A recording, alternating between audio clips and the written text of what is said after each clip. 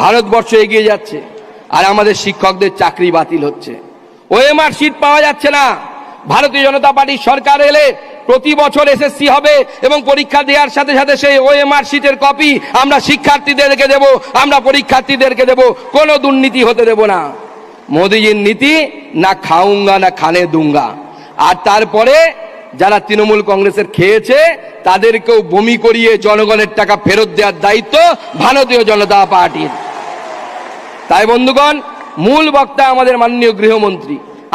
আপনারা আমাকে বহুবার শুনেছেন, আবার শুনবেন আগামী দিনে। তাই সবাই মিলে ঐক্যবদ্ধ হন।